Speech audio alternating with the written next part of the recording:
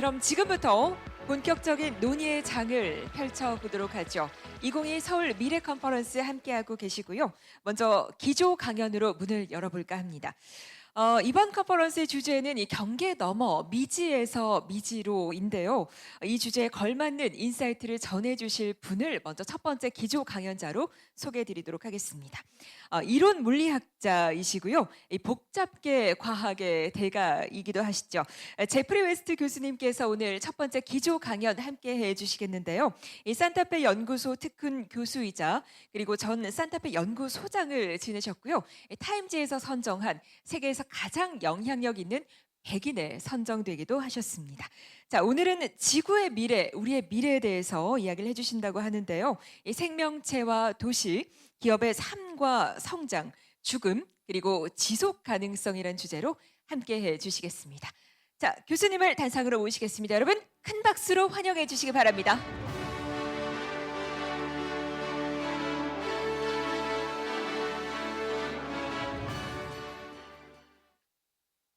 Good morning. 네, 여러분 안녕하십니까? 제가 영어로 발표를 진행을 해야 되는데요. 제가 한국어를 못하기 때문에 이해해 주시면 감사하겠습니다. 우선 오늘 저를 초대해 주신 주최 측에게 특히 감사 인사를 드리고 싶습니다.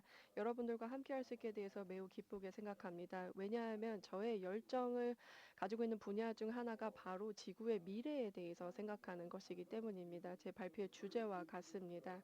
오늘 저는 좀 큰 그림을 말씀을 드려보려고 합니다. 뭐 예를 들어서 뭐 거의 10만 미터 정도 크기라고 생각할 수가 있는데요. 다양한 다이나믹 그리고 미래 우리 지구의 미래는 어떨지에 대해서 한번 그려보도록 하겠습니다. 우선 여러분들께 모두 익숙한 것에 대해서 먼저 설명을 드리면서 시작을 해보도록 하겠습니다. 그것은 바로 그래프라고 할 수가 있겠는데요. 바로 전 세계 인구 성장의 그래프입니다. 지난 12,000년 정도의 그 변화를 보실 수가 있는데요. 우리가 사냥과 채집에서부터 시작해서 공동체를 만들고 도시를 만들고 사회 경제적인 시스템을 우리 모두 다 만들어서 참여하고 있는 그런 변화를 볼 수가 있습니다. 아주 그 오랜 기간 동안에 보시면 아주 천천히 성장을 하다가요.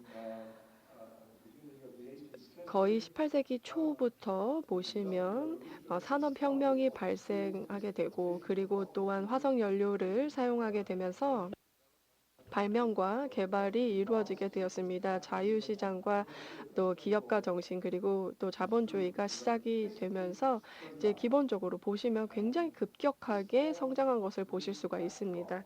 이것이 바로 우리가 지금 보고 있는 모든 현상의 그 배경이라고 할 수가 있습니다. 제가 이 포인트에 대해서는 나중에 또 말씀을 드리겠지만 한 가지 계속해서 말씀을 드리고 싶은 부분은요. 바로 이러한 변화의 배경이라고 할 수가 있겠습니다. 아마 이 슬라이드 보시면 좀 더 세부적인 것을 보고 싶으실 텐데요. 왼쪽에 보시면 사회 경제 매트릭스가 있고요. 오른쪽에는 지구계 매트릭스라는 것이 표시가 되어 있습니다. 여기 모든 그런 그래프들을 보시면 거의 똑같은 그 기하급수적으로 성장하고 있는 그래프를 보실 수가 있을 것입니다. 이는 지난 200년 동안 있었던 성장입니다. 그래서 정말 특별하다고 생각하고요. 여기서 중요한 질문은 이것이 지속 가능한가, 그리고 우리가 어떻게 장기적으로 미래를 위해서 유지를 할까라는 것이라고 할 수가 있겠습니다. 그래서 메시지는요. 우리가 초기하급수적으로 확장하는 우주에 살고 있지만 이와 동시에 더 빠르게 성장하고 있는 사회경제적 우주 그리고 활동을 하며 살고 있다라고 말씀을 드릴 수가 있겠습니다. 여기 사진을 보시면요. 제가 그 나사의 위성 사진을 가져왔는데요. 예를 들어서 제가 태어난 해에 예를 들어서 1940년대 밤은 어떤 모습이었을지를 이제 표현한 것이고요. 80년 후인 지금입니다. 보시면 완전히 이제 불이 밝혀졌습니다. 사실은 불이 타고 있다고 볼 수가 있겠습니다. 그래서 아마 이게 무슨 의미인지 다 아실 것 같은데요. 바로 도시의 야경에 나오는 그 빛을 보고 계시는데요. 이 지구 그리고 또한 화석 연료를 태우는 모습을 보여준다라고 생각할 수가 있겠습니다. 그리고 또한 그 어떤 지금 여러분이 뭐 과학자나 혹은 물리학자가 아니더라도 이런 현상 때문에 결국에는 불가피하게 기후 변화가 발생할 수밖에 없다는 사실도 잘 알고 계실 것입니다. 그래서 이렇게 비주얼적으로 보게 되면 기하급수적으로 세계의 이제 인구의 참여가 증가하고 있다는 것을 보실 수가 있을 것입니다. 그래서 이제 이 세기의 이제 중반 정도를 생각해 봤을 때 지금부터 2050년까지 평균적으로 매주 100만 명이 넘는 사람들이 도시화되고 있다라고 생각해 주시면 되겠습니다. 그것이 무슨 의미일까요? 거의 2개월마다 새로운 서울이 탄생하는 것과 마찬가지라는 의미가 되겠습니다. 인프라적으로요. 혹은 샌프란시스코가 5, 6일마다 생기는 것과 같습니다. 지금 우리가 말하고 있는 순간 이런 변화가 특별하게 일어나고 있는 것이죠. 그래서 여기에서 우리가 인지할 수 있는 것은 바로 지구의 운명은 우리 도시의 운명과 같다라는 것입니다. 지금까지 벌어지고 있는 그런 모든 일들을 보면 그 저희가 이제 도시와 그리고 또 지구의 운명이 같다라고 생각해 주시면 되겠습니다. 아름다운 서울의 야경을 보여드리고 있는데요. 이 도시를 보시면 이런 이미지가 떠오르거나 혹은 이런 이미지가 떠오르실 겁니다. 물리적인 그 인프라, 도로, 그리고 건물, 그리고 또 교통 시스템 같은 것들이 생각이 나시겠죠? 전력 시스템 이런 것들이 생각이 나실 텐데요. 아마 여러분들이 도시하면 제일 관심이 없는 부분이 이것이 아닐까라는 생각이 들고요. 가장 관심이 있는 부분은 바로 사람들을 지원하는 부분이라고 생각을 합니다. 바로 사람들을 도와주고 지원하고 그리고 더 많은 사회적인 상호작용이 가능하게 하는 것이 도시라고 할 수가 있겠습니다. 그다음에 150년 전의 뉴욕의 모습을 보여드리고 있습니다. 세계에서 가장 큰 도시 중에 하나라고 할 수가 있겠는데요. 기업가 정신과 혁신을 도모하는 그런 도시의 기능이라고 할 수가 있겠고요. 대도시의 경우는 이렇게 사람들을 모으는 뭐 강의실이나 대학이나 사무실이나 이런 공식적인 공간 그리고 스포츠 경기장뿐만 아니라 이런 비공식적인 장소도 있다고 생각해 주시면 되겠습니다. 사람들이 이렇게 모여서 같이 뭐 커피숍에 모여서 커피도 마시고 그러죠. 그래서 이게 바로 이제 도시의 목적이다라고 생각해 주시면 될 것 같습니다. 그래서 도시는 우리가 발명한 것으로서 계속해서 진화를 하고 있는데요. 이를 통해서 다양한 것을 창조하는 것이라고 할 수가 있겠습니다. 뭐 그리고 지식과 혁신, 그리고 아이디어, 그리고 상승한 표준과 삶의 질들을 만드는 곳이다라고 생각을 해주시면 되겠습니다. 그런데 여기 또 제가 하지만이라고 말씀을 드려야 될 것 같습니다. 그래서 여기에서 보시면요. 그래서 뭐 이런 건물도 있고 그리고 도시도 있고 그리고 또 휴대폰도 있고 그리고 다양한 것들이 있는데요. 이것뿐만 아니라 우리가 또 질서를 이제 파괴하는 그런 것들도 만들 수도 있을 것이라고 생각을 합니다. 그것이 바로 엔트로피라고 볼 수가 있겠습니다. 그래서 사회 경제적인 사회 작용을 통해서 사회 물리적 엔트로피를 만들게 됩니다. 몇 가지 버전을 보실 수가 있겠는데요. 우리가 이러한 것을 피할 수 있는 것을 차치하고 어떻게 최소화할 수 있을까? 어떻게 인지할 수 있을까? 이것이 중요하다고 말씀을 드릴 수가 있겠습니다. 그래서 이런 주제들을 생각을 해 봤을 때 그리고 문제를 생각해 봤을 때 뭐 자동화나 혹은 뭐 박스나 이런 것들에 기반을 두어서 생각을 하겠는데요. 지금 보시면 제가 구성을 해 놓은 일러스트레이션을 보여드리고 있습니다. 그래서 이 박스를 보시면 그 박스 안에 어떤 내용이 있고 그리고 또 저희가 각각 개별적인 문제로 이제 구분을 해서 이렇게 점점 더 박스를 줄여서 나열을 하게 됩니다. 그러면서 잠재적인 부정적인 결과에 대해서 생각을 하게 되는데요. 그래서 이런 것들이 결국 연결이 되어 있다라는 것들을 알게 되고, 그리고 또한 저희가 이런 모든 것들이 통합적인 체계적인 방식으로 생각해야 된다는 것을 알 수가 있게 될 것입니다. 그래서 이런 것들은 다른 모든 것들과 상호작용을 할 뿐만 아니라 계속해서 진화하고 적응을 하게 됩니다. 그래서 이것이 이제 복잡계라고 생각을 해주시면 될 것 같습니다. 그래서 전체적으로 복잡한 그런 시스템이다라고 생각을 해주시면 되겠습니다. 그러니까 아주 도전적인 문제라고 생각을 하면 되겠습니다. 그리고 또 결국에는 우리가 의도하지 않았던 그런 결과가 발생할 수밖에 없기 때문에 이런 것들을 고려를 해야 되고요. 제가 다 세부적으로 말씀드릴 시간은 없지만, 이런 뭐 개발이나 이런 상황에서 다양한 상황이 발생을 하고, 그리고 또 부정적인 영향이 효과가 발생할 수 있다라는 것을 생각을 해주시면 되겠습니다.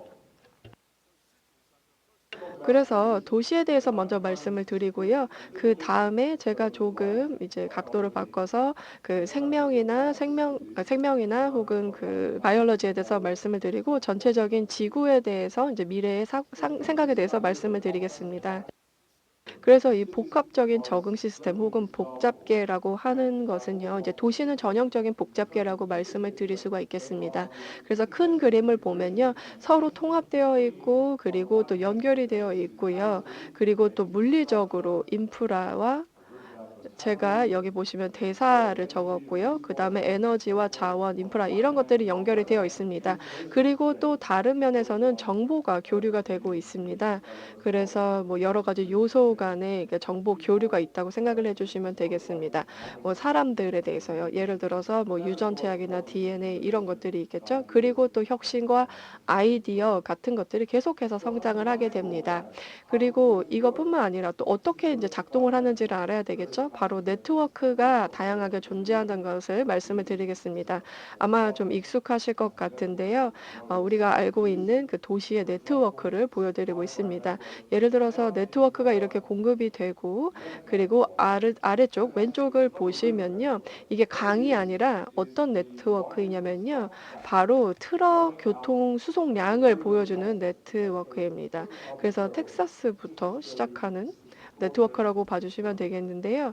아주 특별하고, 그리고 계속해서 뻗어나가는 그런 네트워크가 이제 교통 수송에 사용이 되는 것을 보실 수가 있습니다. 그리고 또한 이제 강일 뿐만 아니라 이 안에서 어떻게 이제 활동이 이루어지는지 이런 것들을 생각해야 될 것 같습니다. 그리고 여러분이 어떻게 살아가는지도 생각을 해봐야 될 텐데요. 중간을 보시면요. 여기 이쪽을 보시면요.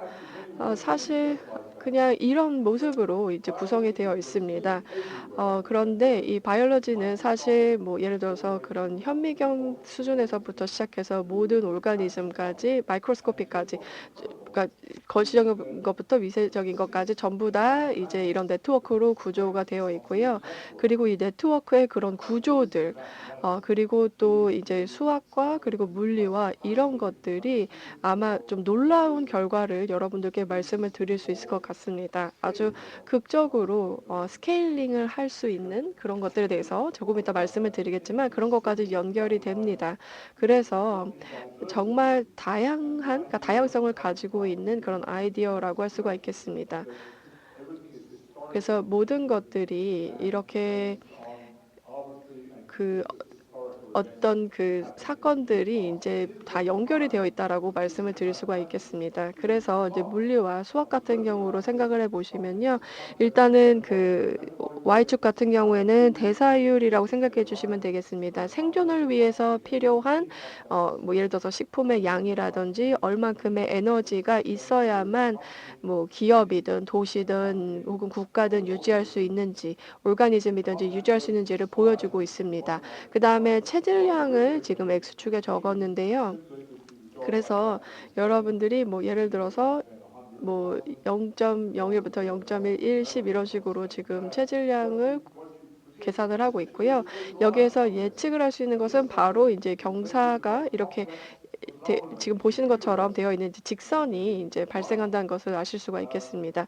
그래서 그런 우주와 그리고 생명 이런 곳에서 이제 삶을 유지하기 위해서는 이 복잡계가 이렇게 좀 심플하게 나타난다라는 것을 보실 수가 있습니다. 그러니까 고든 직선으로 보이게 되죠. 그리고 또 생각을 하셔야 되는 부분은 이런 그 라인 같은 경우는 거의 그러니까 경사는 4분의 3과 가깝다고 봐주시면 되겠습니다. 규모의 경제 때문이라고 할 수가 있겠는데요. 선형 같은 경우에는 오르가니즘의 2배가 늘어나게 되면 뭐 식량이 2배 정도 필요할 것이다라고 생각을 하실 겁니다. 그런데 이 그래프를 보시면 그게 아니라 2배가 성장을 하게 되면요. 그런데 사실 2배를 성장을 하게 되면 필요한 것은 75% 정도의 추가 양이다라는 것을 보실 수가 있습니다. 그래서 이제 식량의 경우도 이제 그람이 늘어나도 이제 1대1이 아니라 이제 75% 정도 증가한다라고 말씀을 드릴 수가 있겠습니다. 그래서 여러분 주변에 있는 모든 생명이 이러한 원칙에 기반을 두고 있다고 볼 수가 있겠습니다. 그래서 사회 경제적인 시스템이나 이런 것들을 보아도 그렇습니다. 그래서 우리는 먹고 대사를 하고 이런 대사 에너지가 네트워크를 만들고 세포로 만들죠. 그리고 또 세포 단위에서 한 단위에서는 에너지의 일부는 유지를 하고 그리고 또 뭐 예를 들어서 피해가 있었던 부분을 뭐 복구한다든지 이런 식으로 사용이 되고 또 나머지는 새로운 세포, 그러니까 새로운 성장을 통해서 이제 체질량을 높이는 데 사용이 된다라고 볼 수가 있겠습니다. 이것을 수학에 접목을 시켜서 뭐 네트워크 원칙이나 이런 것들에 접목시킬 수 있지만 오늘은 그 부분은 말씀을 드리진 않겠습니다. 그래서 수학에다가 그리고 이제 공식에다가 넣게 되면 이렇게 여러분이 결과를 얻게 되실 겁니다. 자, G를 지금 보여드리고 있는데요. 자, 이렇게 예측을 할 수가 있습니다. 그래서 이 이론 그리고 이 선을 보시면요. 흥미로운 부분이 있다면 여기 여러분들이 아마 지금 이제 성장을 급격하게 하다가 이제 좀 멈추게 되거든요. 왜 멈추냐면 제가 sublinear이라고 해서 하위 선형이란 단어를 적었는데요. 그래서 1 이하로 생각해보고 규모의 경제로 생각해봤을 때 빠르게 성장을 하다가 이제 좀 중단된다고 볼 수가 있겠습니다. 사실 이것이 아주 좋다고 볼 수가 있겠고요. 장기적으로 지속 가능하게 유지하기 위해서는 이것이 좋다라고 말씀을 드릴 수가 있겠습니다. 그래서 그렇지만 이런 뭐 기업이나 도시 혹은 조직이라는 것과 관련해서 적혀져 있는 그 글들과 보았을 때는 이것이 그렇게 좋은 모델은 아니라고 할 수가 있겠습니다. 그래서 그런 경우에는 그렇게 좋은 모델이 아니라고 볼 수도 있겠죠. 자, 그러면 도시로 넘어가 보도록 하겠습니다. 그러면 이런 laws of biology, 생물학의 법칙에 대해서 한번 얘기를 해보도록 하겠습니다. 그래서 이런 스케일의 법칙들이 이제 생물학에도 사실은 참 많습니다. 그래서 뭐 거의 뭐 스케일의 법칙을 모든 여러분들의 몸이나 이제 생물이나 아니면 여러 가지 뭐 어느 정도로 오래 살 것인가 자녀의 수에 따라서 다 알려줄 수도 있긴 합니다만 그리고 여러분들의 쥐를 보면요. 이제 새끼를 낳을 때도 한 10마리 이상을 낳는 건 우리 인간 같은 경우에는 반면에 이제 2~3명만 낳지 않습니까? 근데 이게 왜 그러냐면 이제 사실 이 스케일의 법칙과 관련이 되어 있습니다. 그래서 이 스케일의 법칙을 봤을 때 도시를 어떻게 해석을 할지 한번 생각해 보시는 것 같습니다. 그래서 지금 사진 같은 경우에는 아까 전에도 보여드리긴 했었는데요. 이런 같은 아이디어들 그리고 수학 원칙 그리고 물리적인 원칙들을 이제 기억을 해주시면요. 이제 생물학적으로 이제 저희가 생각했던 그런 원칙들을 도시에 한번 접목을 해보시면 이런 결과들이 나옵니다. 뭐 재미없는 그런 수치들일 수도 있긴 합니다만, 그래서 일단은 주유소의 수를 그래프로 이제 도시의 규모에 따라서 이루어진 것입니다. 그리고 지금 그래프를 봤을 때 거의 비슷하지 않습니까? 그래서 이거는 유럽의 이제 4개의 도시를 이제 선정한 것인데요. 이제 우리 생물학의 그런 스케일의 법칙에서 봤을 때 비슷한 그래프가 그려지지 않습니까? 그렇기 때문에 이제 도시들이나 이제 국가들이 다 다를지라도 그리고 불규칙적인 그런 이제 요소들이 있긴 합니다만 주유소의 수의 그래프는 결국에 이런 똑바른 선을 그린다는 것이 참 신기하지 않습니까? 그래서 이렇게 봤을 때는 저선형성, 그러니까 결국 기울기가 1보다는 적지 않습니까? 그래서 도시가 커질수록 결국에 이제 1인당 필요한 주유소의 수가 작아진다, 적어진다라는 것을 볼 수 있습니다. 근데 이건 주유소뿐만 아니라 모든 인프라에 적용을 할 수 있는 부분입니다. 이제 주유소 아니면 도로의 길이, 그다음에 이제 빌딩의 수, 그리고 전기선의 그런 복잡도에도 다 이렇게 그래프에 똑같이 적용을 할 수 있습니다. 그래서 기울기도 다 똑같고요. 여기서는 기울기는 이제 생물학과 다른 부분인 이제 여기서는 0.85로서 이제 0.75보다는 조금 더 이제 기울기가 있습니다. 그래서 이제 일단은 2배가 일어날수록 인프라 같은 경우는 15% 정도 이제 효율화가 된다는 것을 절감이 된다는 것을 볼 수 있습니다. 근데 유럽 도시에만 국한되는 것이 아닙니다.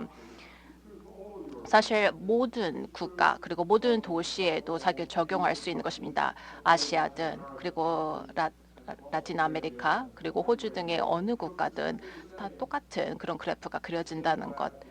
그래서 같은 기울기가 사실 모든 인프라에서 구조에서 그려진다는 것이 사실 보편성이 이렇게 나타난다는 것이 참 신기하지 않습니까?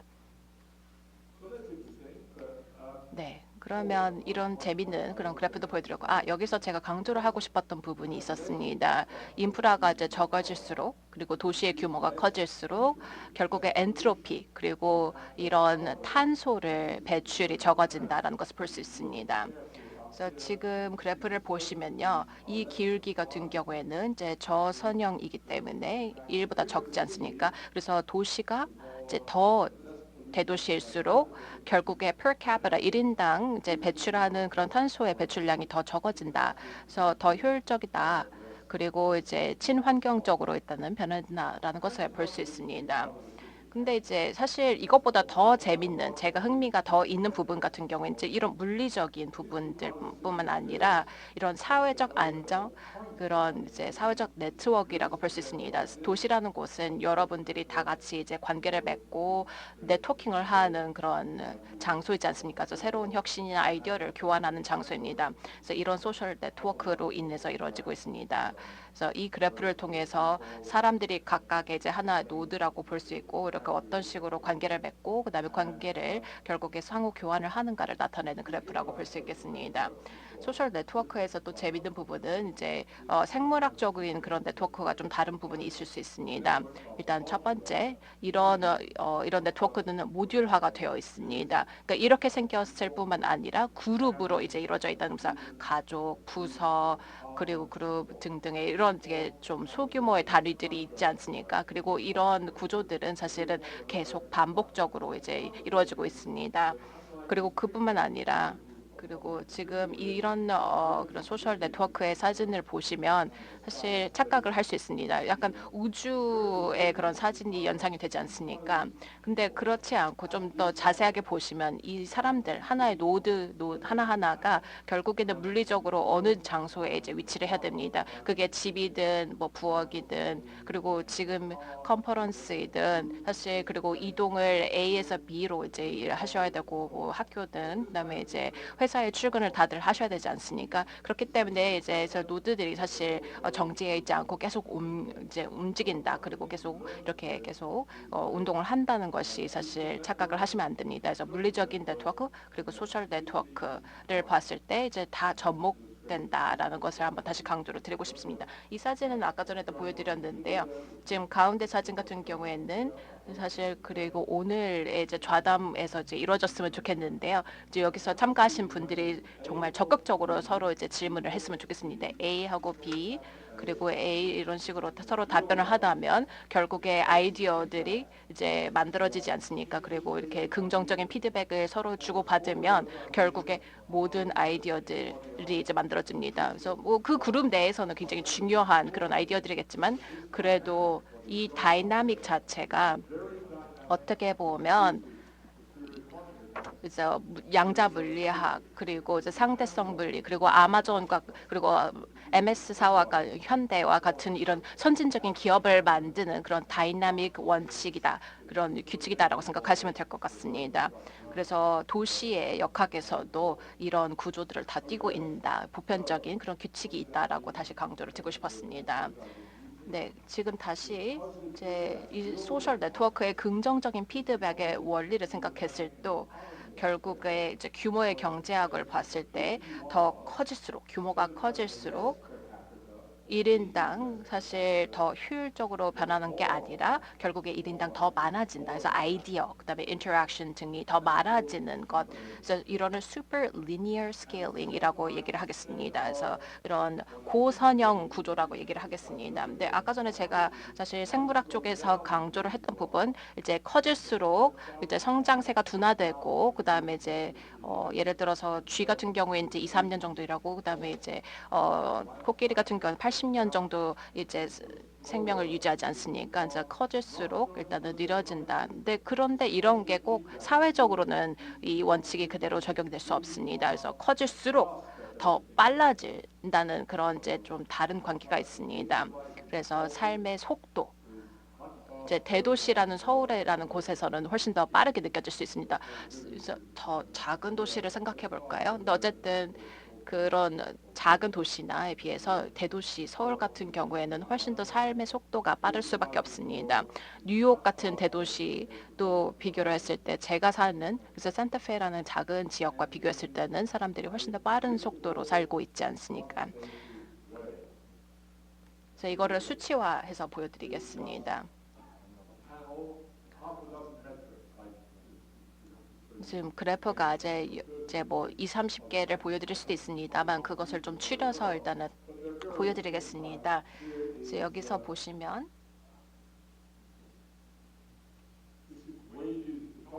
여기서는 임금, 미국의 임금이 이제 상단에 있고요. 그다음에 이제 네덜란드에서의 레스토랑 수, 일본의 그런 범죄율 등등의 그런 그래프가 있습니다.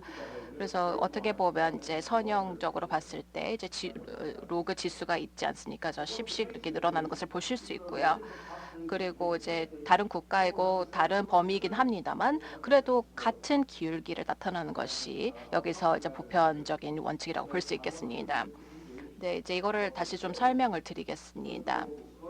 그래서 여기서의 기울기는 결국에 1보다 더 크기 때문에 고선형적인 그래서 1.15 정도 되지 않습니다. 그래서 혹시 이 영어를 착한 놈, 나쁜 놈, 이상한 놈들이 사실 다 합쳐진다는 것입니다. 그래서 이런 대도시의 시스템들을 다 이제 접목을 하면 결국에 인프라에서 이제 15% 정도 이제 절약이 된다라는 것을 볼 수 있고요. 네, 이제 반면에 이제 좋은 것들, 그래서 아이디어, 특허수, 대학, 교육, 그리고 이제 창의적인 사람들의 수는 사실 15% 늘어나긴 합니다만 그렇지만 동시에도 나쁜 것들이 증가합니다. 그래서 전염병 그리고 코로나와 같은 그런 단점자들이 거의 이제 기울기가 15% 정도 있다는 것을 볼 수 있습니다. 그래서 지금 이제 100만 명에 달하는 그런 도시가 있으면 그러면 결국에 작은 도시에 비해서 훨씬 더 빨리 이제 코로나가 이제 확산이 되는 것을 볼 수 있습니다. 그래서 사실 대도시가 이런 코로나 시기에서 사는 것이 사실 좋지 않다는 것을 볼 수 있습니다. 그렇지만 기회 그리고 더 흥미로운 삶 그리고 문화생활 그리고 여러 가지 관계 그리고 뭐 문화생활 같은 거를 이제 어느 정도 향유를 하고 싶으면 대도시에 사는 것이 사실 더 좋을 수 있겠죠. 그래서 대도시일수록 결국에 누릴 수 있는 혜택이나 그다음에 서비스 그리고 관계를 맺을 수 있는 것 기업가 정신적으로는 당연히 더 좋을 수도 있습니다. 그래서 여기서 이제 많이 경험하셨을 거라고 생각합니다만 코로나 기간 동안에 이제 이런 화상 그래서 어떻게 보면 3차원 세계가 아니라 2차원 세계에서 인터넷 이제 줌이랑 그런 플랫폼을 통해서 서로 소통을 많이 하는 것에 익숙하지 않았습니까? 그래서 이게 이런 소통을 하는 방식이 바뀜으로 인해서 어떤 여파가 있었을까에 대해서 추후에 더 자세하게 논의를 해봐도 좋을 것 같습니다. 그렇지만 제가 볼 때는 제가 아까 전에 얘기를 했던 것보다는 여파가 좀 굉장히 부분적이고 한정적이라고 일단은 제 생각을 얘기를 말씀드리겠습니다. 그래서 아까 전에 이제 성장을 봤을 때 그리고 여러분들의 대사율을 생각했을 때 이제 사회적 대사율을 한번 생각해 보십시오. 그래서 한 도시 그래서 아니면 이제 나중에 지구로 확장을 할 것 같긴 한데요. 여기서 필요한 그런 자원들을 생각하십시오. 그래서 유지 보수, 그다음에 이제 도로나 이제 빌딩들을 계속 보수를 하고 사람들이나 이제 그런 이제 보수를 하기 위해서는 이제 그런 보건 체계가 필요하지 않습니까?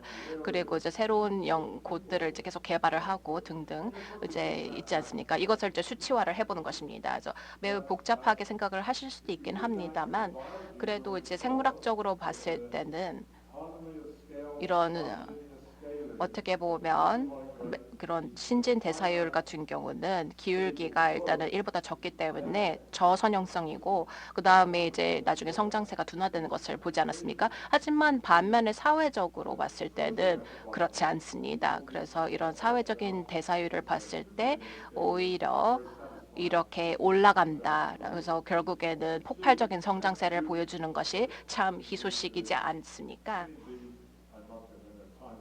네, 자세하게는 들어갈 수는 없습니다만 그래도 여러분들이 이제 도시들이 어떻게 성장을 폭발적으로 인구적으로 이제 늘어나는가를 볼 수 있는 그런 그래프들이고요. 이런 이제 그런 이제 긍정적인 면들이 있긴 합니다만 그 반면에 이제 부정적인 것입니다. 그래서 일단은 finite time singularity 특이점에 대해서 일단 얘기를 하고 싶습니다. 그래서 이런 한정적인 시간의 그런 특이성은 뭐 5년 후 이제 20년 그런 100년 언제든 모르겠습니다만 그래도 미래 어느 시점에서 결국은 자원들이 이제 한정적이기 때문에 수치적으로 봤을 때는 그런 사회의 구조가 결국에는 붕괴된다. 라는 것을 볼 수 있습니다. 그래서 이거는 이제 최악의 상황이겠죠. 그래서 만약에 아무 변화가 없으면 이렇게 이제 붕괴가 된다는 것입니다. 그래서 제가 어떻게 벗어날 수 있는지를 좀 재밌게 표현을 해보고 싶습니다. 그래서 성장을 하다가 어느 정도 둔화를 하고 그다음 붕괴를 하잖아요. 근데 붕괴가 이루어지기 전에 이제 그래서 구리, 철 그리고 여러 가지 기술들이 발전을 하면서 석유, 석탄을 이제 발견을 하고 컴퓨터가 개발되는 그런 우리 역사의 그런 순간들을 한번 생각해 보십시오. 그럼 이런 패러다임 시프트가 이루어질 때마다 사회가 결국에 발전을 하지 않습니까? 그래서 사회가 계속 지속적으로 성장하기 위해서는 결국에 이런 패러다임 시프트들을 그리고 이제 크나큰 혁신들을 이루어야 된다는 것을 말씀드리겠습니다. 그래서 컴퓨터가 이제 어느 정도 발견이 되거나 그 다음에 이런 새로운 연료들을 찾는 것이 이제 그들은 예시입니다. 그래서 다른 singularity 특이점들로 계속 넘어가면서 계속 성장을 이어간다라는 것을 볼 수 있습니다. 그래서 만약에 계속 지속적인 성장을 추구를 한다면 결국에 계속 패러다임 시프트 그리고 이제 폭발적인 성장을 이루는 여러 패러다임 시프트를 계속 지속적으로 연속적으로 이루어야 된다라고 얘기를 하겠습니다. 그리고 나중에 더 빠르게 해야 된다. 그리고 이제 이론적으로 봤을 때 제가 쓴 책에서도 어느 정도 주기로 그게 짧아지는 건지에 더 자세하게 썼습니다. 그래서 다미안 브로더렉 같은 경우에는 이제 singularity가 하나의 이제 그런 이제 100만 명에 이제 달하는 그런 이제 고객들을 유치하기 위해서 시간이 어느 정도 단축이 되었는가를 각각 볼 수 있습니다. 근데 요거는 사실 기술에만 적용되는 것이 아니라 사실 모든 사회적 방면에도 사실 적용이 될 수 있는 원칙이라고 볼 수 있겠습니다. 시간적으로 봤을 때 제가 4분밖에 안 남기 때문에 제가 빨리 이제 말씀을 드리겠습니다. 근데 이거를 지구로 전반적으로 한번 확장을 해보겠습니다. 어떻게 할 수 있을까요? math anthropocene equation이라는 것으로 일단 표현을 하고 싶겠습니다. 그래서 마스터 안트로포신 공식을 봤을 때 도시 그리고 회사하고 여러 가지 유기체들을 결국에는 유지를 시키기 위한 공식이라고 생각하시면 될 것 같습니다. 그래서 한쪽에는 유지 보수를 위한 그리고 새로운 성장을 위한 그런 이제 인풋이 다 각각 들어갑니다. 그리고 이 그래프들을 쭉 보시면 그리고 이제 시간의 X축으로만 보는 것이 아니라 제가 아까 전에 얘기를 했던 스케일 그래프로 한번 지정을 해 보십시오. 그러면 이제 여기서의 시스템의 이제 규모로 이제 X축을 두지 않았습니까? 그렇기 때문에 이제 GDP, 에너지 그리고 이제 물의 그런 중요한 요소들로 이루어져 있습니다.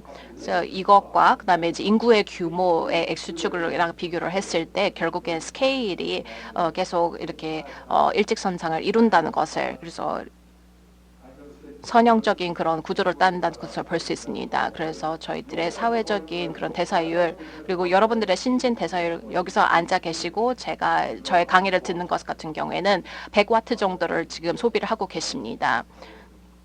그래서 에너지 같은 경우에는 결국에는 여러분들이 얼마나 효율적인지 이제 한 1200 정도 이렇게 그런 킬로칼로리를 봤을 때 이렇게 100와트를 계속 생산을 하십니다. 하지만 여러분들의 삶의 유지를 그리고 이 모든 빌딩이나 그다음에 이제 자동차를 만약에 타고 오셨으면 필요로 한 에너지는 어느 정도였을까요? 사실 미국 같은 경우에는 거의 100배 정도 더 많습니다. 한국이라는 굉장히 발전적인 도시에서도 마찬가지라고 생각합니다. 그래서 이런 그런 현대적인 그런 삶을 영위를 하기 위해서는 훨씬 더 많은 에너지가 필요하다는 것을 볼 수 있습니다. 그리고 사실 다른 스케일 그래프를 봤을 때도 비슷한 양상이 나타납니다.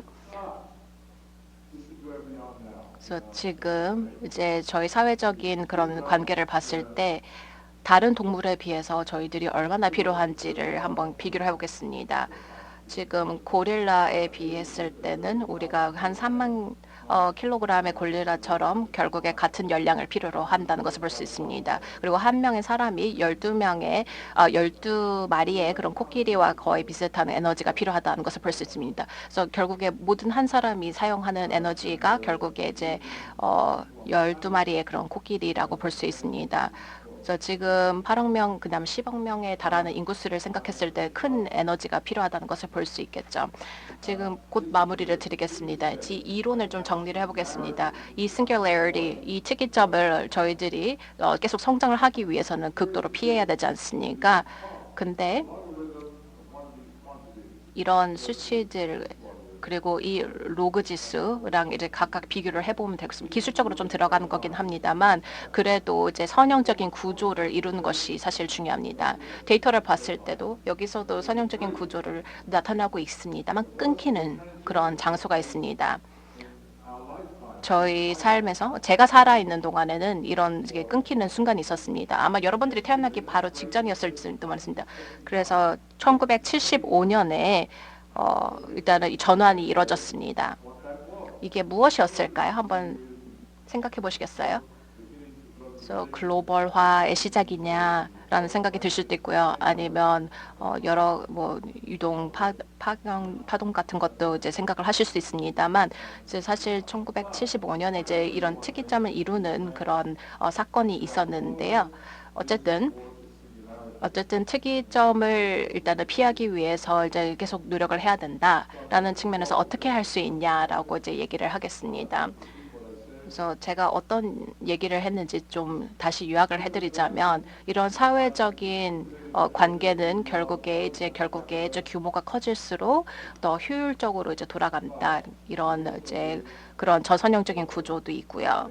하지만 성장세를 봤을 때는 고선형을 사실 추구를 하는 것이 필요하지 않습니까? 계속 성장세가 계속 가속화되는 것을 좋아하긴 합니다만 그래도 계속 이렇게 빠른 속도로 성장을 한다면 특이점을 결국에 도달을 하고 결국에 사회가 붕괴를 할 수 있습니다. 근데 그런 걸 막기 위해서는 계속 혁신을 이루어야 되겠습니다만 그래도 여러분들이 치러야 되는 대가는 그 혁신의 주기 자체는 점점 짧아져야 된다는 것입니다. 그래서 어떻게 보면 문제들을 해결을 하는 거에 급급하고 그다음에 더 빠르게 이제 계속 기술 혁신들을 이루어야 된다는 것이 볼 수도 있겠습니다. 그래서 여러분들이 이제 만약에 저보다는 어리시다면 이거를 경험하실 거라 생각합니다만 삶 자체의 속도가 빨라진다는 것 저는 사실 오래 살았기 때문에 누구보다도 잘 알고 있습니다. 그래서 더 빠르게 적응을 하는 것이 사실은 힘들 수도 있습니다. 그래서 시간이 빨라지는 것뿐만 아니라 같은 뇌의 그런 이제 용량이랑 그다음에 이제 몸을 어떻게 보면 이제 100만 명 전에 그리고 여러 가지 생물학적인 그런 원리는 똑같고 그다음에 저희들의 그런 신체는 같긴 한데 적응의 속도나 혁신 같은 경우엔 적응 속도가 더 빠르다는 것이 참 힘들 거라고 저도 익히 공감을 하고 있습니다. 그래서 이제 지속성에 대한 그런 보편적인 원칙을 볼 수 있대 이제 어느 정도 수치화를 할 수 있어야 되고 그리고 이제 전반적으로 서로 이제 연관성이 있어야 되고 그리고 일단은 커플링이 되어야 된다라고 얘기를 할 수 있습니다. 제가 워낙 데이터를 이제 사실 많이 이제 가미를 시켰고 그다음에 머신 러닝이라든지 AI 같은 것을 접목을 했었습니다. 근데 빅데이터하고 AI를 만약에 너무 무차별적으로 사용을 한다면 결국에 큰 문제들에 직면을 할 수도 있다라는 제가 조금 조언을 드리겠습니다. 여기서 이제 마치도록 하겠습니다. 제가 2분이 경과가 되어가지고요. 여기서 마치도록 하겠습니다. 감사합니다. 네, 교수님 고맙습니다. 정말 주어진 시간이 아쉬울 정도로 또 많은 이야기 열정적으로 전해주셨는데요. 와, 기조연설 들으면서 참 많은 생각이 드는 것 같습니다. 우리 사회뿐만 아니라 이 모든 것을 구성하는 또 요소들이 이렇게나 유기적으로 다양한 영향들을 주고 있구나 다시금 느끼게 되는데요. 우리 사회, 나아가서는 우리 지구가 더욱더 발전하고 성장할 수 있기 위해서는 어떤 논의점들이 필요한지, 또 어떤 시각이 필요한지 소중한 제언들까지 전해주셨습니다. 아마 오늘 컨퍼런스 함께 하시는 모든 분들께 소중한 인사이트 되셨을 것 같습니다. 고맙습니다.